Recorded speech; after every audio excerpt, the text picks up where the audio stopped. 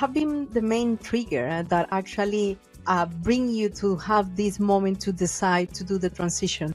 Well, the biggest challenge, and I often say this to people, is the hardest person to come out to was myself.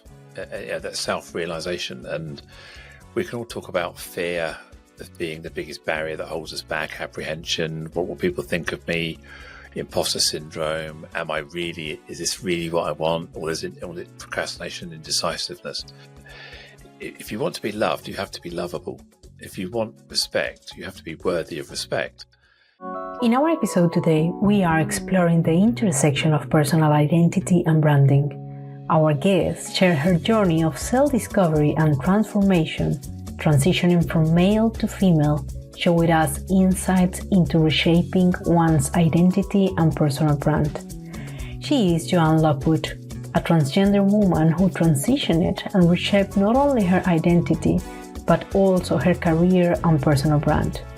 She shared with us the personal and professional challenges she faced along the way and the importance of inclusivity and acceptance to know how creating supportive environments can make a difference for transgender individuals. She opens up about her imposter syndrome, the steps she took to build her new personal brand, and the significance of authenticity in connecting with others. She also provides valuable insights into maintaining relationships during social transformative journey and the impact of her family and friends. So please get comfortable, grab a cup of coffee, sit back and listen to this episode. Welcome one more time to the Brilliantly Branded podcast. So welcome to another episode of the Brilliantly Branded podcast, where our main purpose is women empowerment through the lens of branding. In the world of branding, we are here the phrase identity is a brand and a brand is an identity. So today we explore this concept on a deeply personal level across our guest. And our guest today, she have a journey that exemplified this intersection of personal identity and brand. And she courageously transitioned from a man to a woman and reshaping both her identity and her personal brand in the process. So during this episode, we will exploring her journey of self-discovery and the challenges that she have been facing and the lessons she learned along the way. So we will talking about the importance of inclusivity and acceptance and creating supporting environments for transgender individuals in both personal and professional settings. So, well, I'm not going to spoil all her background. She will be able to share that with us. And let's say that we are going to be focusing this topic that I have been explaining. And I want to give a warm welcome. We have today with us Joanne Lockwood. And after this small introduction, I want to ask you if you can share with us who is Joanne Lockwood? Well, hello, Maria. Thank you so much for inviting me here today. It's an absolute pleasure, and that warm introduction you've just given, absolutely fantastic. So, the question was, so who is Joanne Lockwood? Well, that's an interesting question. So where do I start? I'm left-handed. I'm a Capricorn, and I'm a Saturday child. If you've ever heard the rhyme, born in the '60s, I'm approaching my twilight of my 50 years. I'll be 60 next year. As you've said in your introduction, I am a transgender woman. I gender transitioned back in 2017. So that's over 7 years ago. So yeah, it's what started off as a very tumultuous part of my life has kind of settled down into being ordinary. I'm married. I've been married for 37 years this year. And we have... That sounds like a, ooh. I'm just trying to remember, once you've been married more than 20 years, it's got is it 20, 25, 26? So no, it's 37 years. We got married back in the late 80s. And so, yeah, we've been through some times as well. But and we have two wonderful children. So at the moment, I'm running a diversity inclusion practice, or I call it inclusion belonging, because that's my focus. But I've spent time in the Royal Air Force in the UK, as an electronics engineer, fixing aircraft and radars and radios. I've been a computer consultant for banking and finance organizations. I've also run my own IT company for about 20 years as well. So, and then I career pivoted at the same time I gender transitioned, as I say, about 7 or 8 years ago, back in 2017. So yeah, that's kind of me in a nutshell, really.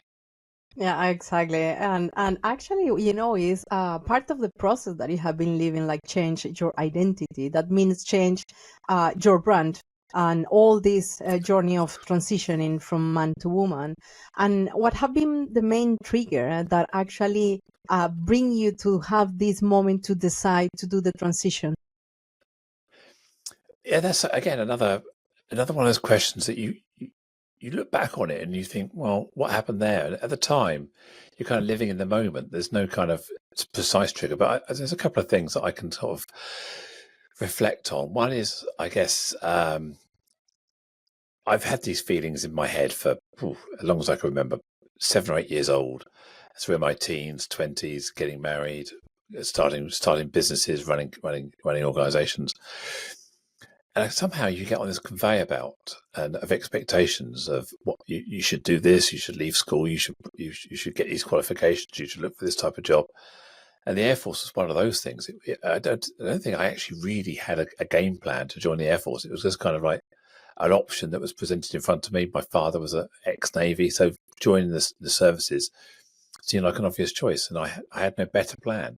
So I suppose I spent a lot of my life having no better plan. And that's not to say I've made bad choices or regretted any of those, but you can tend to just drift in from one thing to another thing, opportunities. You meet the person you love, you get married, and then you buy houses, you get mortgages, you have responsibilities and momentum. And I think what happened was I got to my late 40s and our children were leaving home, going to university or moving on with their lives. And we were left with this big house. So our relationship as a couple changed. I was falling out of love with IT and IT support, being the brunt of everybody's complaining when their systems don't work. Yeah. I'd been doing it for so long. The buck was stopping with me and it was getting. So I think that plus the time on your hands to think, to reflect, to think, hang on a minute, I'm late 40s now. Where do I want the rest of my life to go? And it was a kind of one of those push the stop buttons on the escalator. One moment, can I just get off for a minute, take all my luggage with me, and I think, where do I really want to go for the second half of my life? I guess you could call it. And so IT, I fell out of love with it. So I sold my IT company to my business partners, and took that as the trigger really to gender transition. And then the next 12 to 18 months, we're kind of trying to put all of it back in the jar where it sort of sprayed itself over the walls. So yeah, just trying to rebuild that normality, if you like. But yeah, that's kind of no specific thing. It was just that it became It was necessary. there. Something happened. It became necessary. Yeah, it was there. It was just a moment of realization when you decide to bring into your life and make it a reality. But actually, I'm Yeah. so curious about what happened after that decision. I mean, in the moment that you decide, well, okay, I'm going for it, I'm going to do the transition. So, what was the steps basically that you did to do this transformative process? Because this is what it is.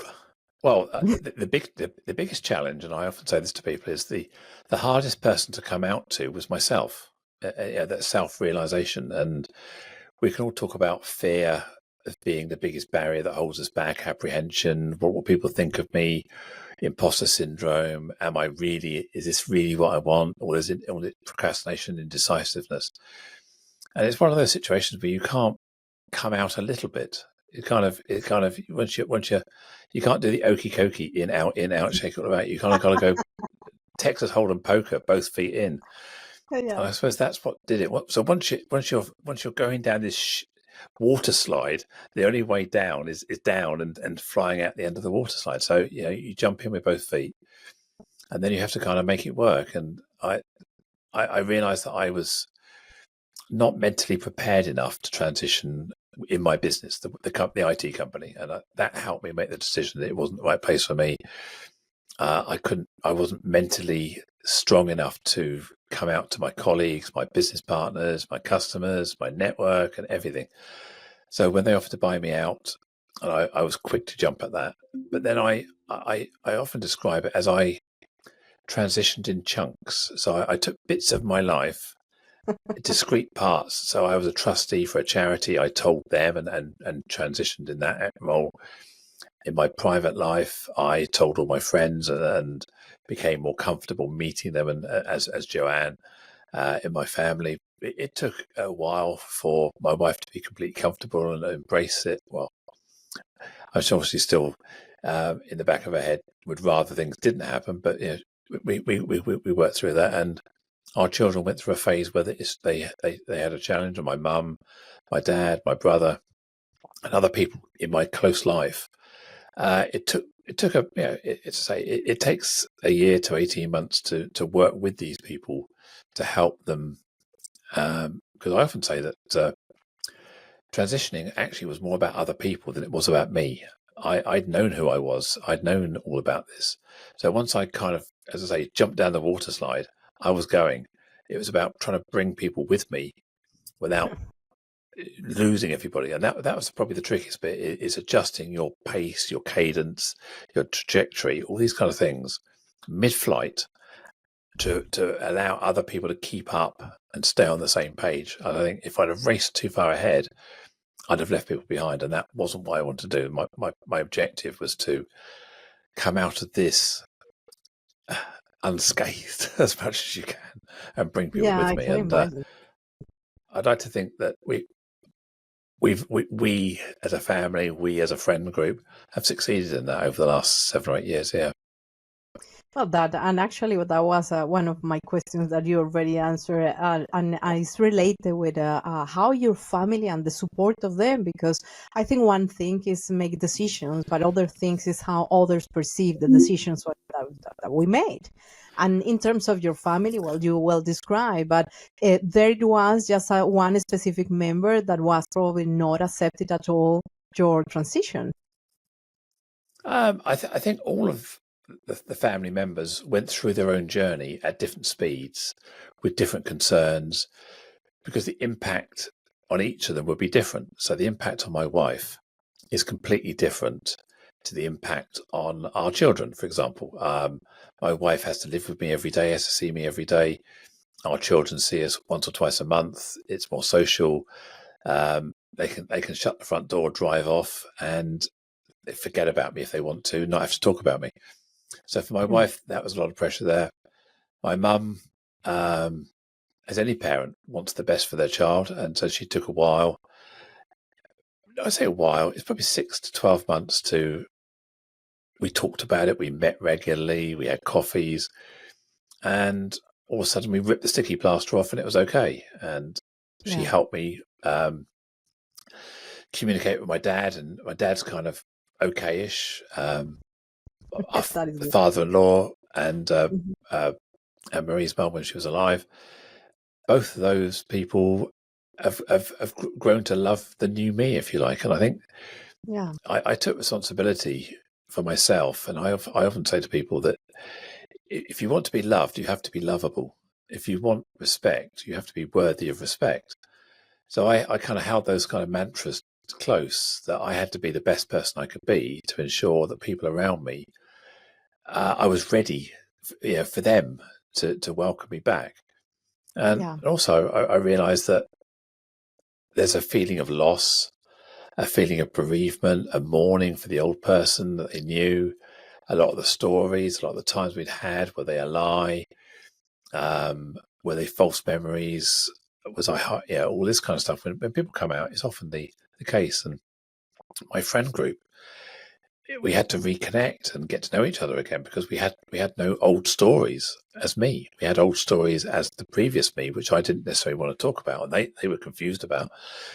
So again, it's trying to reconnect and rebuild those stories with the new version of me, if you like, the upgrade, if you want to put it that way, rather than the body snatcher. So that yeah, was the biggest challenge, really, is so many different people, so many moving parts. Every person had a different perception, different need, different closeness to me, which meant I had to have different conversations with different people at different times, trying to keep up. And it was quite a challenge for me. I could have just walked away and said, follow me if you want. But that's, again, the objective was to try and keep this together. And that requires work. And I think families, friendships, for anybody, they Yeah, require work. And yeah, that's I true. recognize that and I had to put it in. Everybody needs to work on it, and I think well, your challenge have been already expressed, but one of the things is related to my curiosity about how did you build your personal brand, because you was a person before with an identity, and then you decide to change, and how to build that almost from scratch, because the people that don't know you and wanted to know your story, and how are you putting that out as a part of the mission of behind of your name.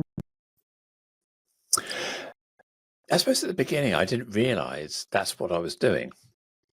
I was focusing on my old network, my old brand, and I thought that was um, pretty big. I felt a lot of responsibility. I felt like I was shedding a valuable part of who I was, my brand, my network, people. But I think by stepping out of some of the circles I used to be involved with, I used to be involved with a men's club called Round Table in the UK, and my femininity, if you like, was incompatible with a man's club. And it was also incompatible in my head as well. I mean, for many years, I'd always been confused by it. So I didn't necessarily walk away from the people. I walked away from the club, if you like, because it was no longer for me. I didn't fit. They didn't. It was confusing for everybody. And also by moving out of IT, that network also faded away because I was no longer needed to keep in contact. So once I got into the DEI space, the inclusion belonging space, the talking, the speaking, I joined a new circle of professional speaking. Yeah. And the networking I built in the talent acquisition recruiter sector. So I was able to join that new environment, if you like, afresh, newly born. I didn't have any legacy that I had to try and persuade. So in a way, I kind of cheated. I was able to stop and start again with something new. And as it happens, looking back, my personal brand, my who I am, is far more global now than it ever was. Um, previously, it was more provincial in the UK, not that global. Okay, I have friends all over the world, but not in the same way I do now. So yeah, it wasn't a conscious effort. I didn't think I must do my personal brand. But then I suppose over the last 5 or 6 years, personal brands become more important to me. Yeah, building that reputation, building that LinkedIn presence, building that social media presence, the YouTube presence. What do I stand for? What are my values? How do I want to be perceived? That's what I'm going to say actively manage. I don't actively manage it, but I'm actively conscious about it, about Yeah. how I'm perceived and how I want to be perceived, and try and make sure those two things are authentic and in alignment. Yeah, that is incredible, because well, this is the meaning of a personal brand, and this is probably what many people are still discovering, how they can really build this trust and this credibility, because some people are communicating one thing that is not connecting what the people are perceiving. So there is a disconnection there that is very difficult to build. And I saw, I mean, the brand that you have right now today is absolutely amazing. I have to congratulate you because I have been and made from authenticity is the best part. I mean, it's incredible. And actually, all those experience living already as a transgender individual, which of those experiences probably you can share with us that make you feel more uncomfortable on some moments in life? Um, I mean, I do suffer from imposter syndrome immensely and limiting beliefs. So I find it sometimes very difficult to have self belief. People always look at me and go, "Really?" And I'm also at heart an introvert. I don't relish burning myself out in the company of in big groups. I'm more of a small group, small person sort of thing. So it took me a long while to overcome that imposter syndrome and that feeling of because when you start from scratch, you are almost starting from zero. And what do I know about this? What do I know? My background was IT support. Okay, I did consulting. I was doing sales consultancy, pre-sales, post-sales, implementation. So I was consulting with organizations. I worked with some pretty big organizations and global brands over the years. So I have a consulting, senior leadership, corporate type background without being in a consulting firm. But so working in my own micro solopreneur business, I was able to bring some of those skills to play. But you still think, hang on a minute, I'm trying to advise HR professionals, seasoned HR professionals in this space around my view of conscious inclusion, inclusive policies, trans rights, trans inclusion, creating culture change. And I was sitting there thinking, surely they must know more than me on this. Why me? So Yeah. as I say, it took a long while for me to sort of build that self credibility before I felt confident in pushing it out there and charging money for it. That was a real barrier. Yeah, well, I feeling identify with that because sometimes it's like, how I'm going to charge for that. I have been there. Yeah, yeah, but it's true. And talking openly about how you would like people, for example, make more frequent questions to you, open and honestly about your journey.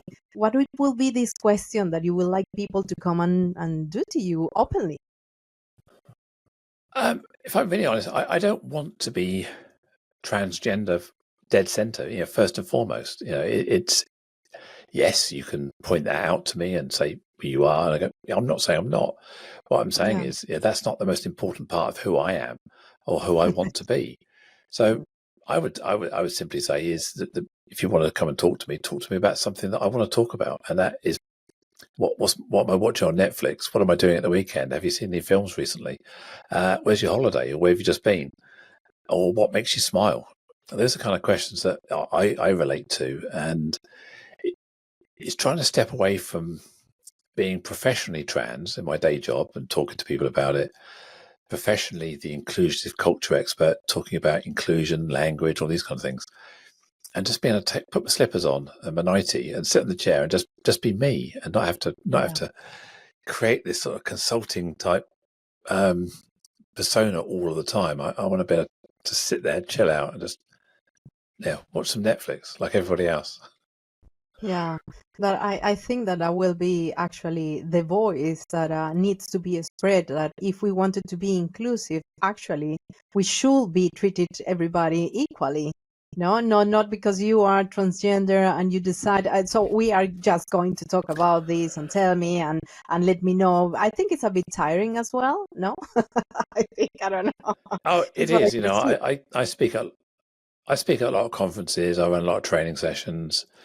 And sometimes you're at the conference and you're in the networking, you're having a coffee like you do at lunch or the mid morning break, and people come up to me and say, "I hope you don't mind. I want to ask you a question." You think, okay, I can guess, and I just have to smile and go, "Okay, whatever. Okay, happy with that. Yeah, go on."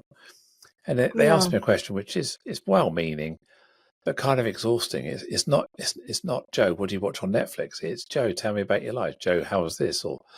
Or actually, sometimes it's very well-meaning in terms of their daughter, their son, their friend, their brother, their sister, their wife, whatever it may be, is transitioning or has some concerns.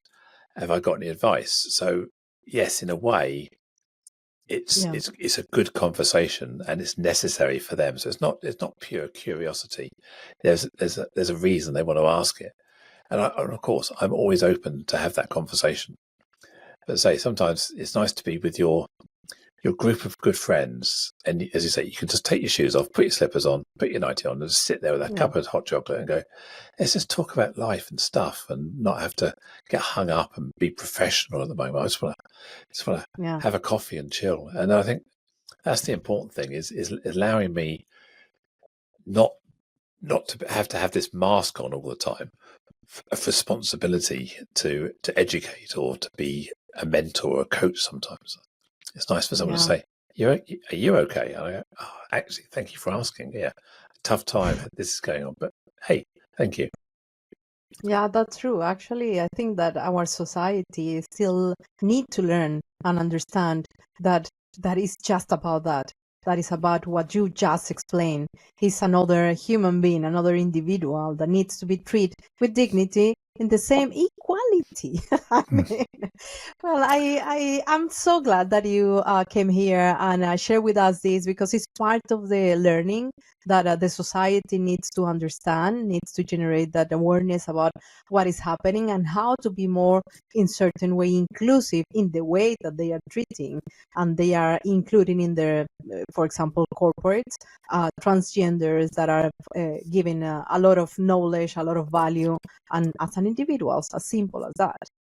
And well, just to start to wrap up, Joanne, because I think that this is a short and sweet information, and talking a little bit more about you as an individual, as a human being, what you will share with the people that are now listening to us, that they can apply to their lives in order to learn from you and applying that to become a better individuals. Don't smoke. That's That is if good. someone said to me, "What would you change? What would you tell your 10-year-old self?" Probably the only thing I would say is don't smoke. Everything else, get on with it, enjoy it. Maybe don't drink as much. But yeah, what can people learn? Build friends, build true friendships. Find people who you can trust, who can listen to you. Because we all have different sorts of friends. Some people are your people that you offload to, and other friends are people who offload to you. And sometimes you have friends that you're able to both offload and support each other. So sometimes making sure the relationships you have are balanced, so you get as much as you give in relationships. So I think that's really important. Recognize that you don't always have to have a good day. There are bad days out there, and those bad days are a struggle, and it's going to happen. And resilience, bounce back ability, having a network of people who can have a virtual hug, a physical hug is important. I Yeah. think build some self-belief, know your worth, know your value, know what makes you tick, know what you believe in. And I think if you live that authentic life, and dare I say, don't be a dick is one of the things I always say is, be a true person. You Yeah. don't have to try and change everybody's minds. You don't have to have arguments. You can actually walk away and step outside of arguments. And say, actually, I don't want to die on this hill. I'm happy to walk away from that our conversation. So I think that's kind of my mantras really. Give with no expectation of receiving is always a good one when you're networking, when you're trying to build a business. It will always the universe sorts itself out and it comes back to you in double. If you give without expectation, be generous with your time, be generous with your heart, and help people, because one day you'll want the help and there'll be people there for you. So I guess those are kind of my kind of life mantras, if you like. I love that. And I love that. And I have to say thank you. It is a lot of things that I know not just me, but our listeners will learn from your personal story, from your way to see the life, and all the value that you are adding, taking that decision and that step to just believe in yourself and be authentic. So thank you, Joanne, for being here. I'm very happy Thank to you. having you here. Thank you. Thank you very much. It's been a pleasure.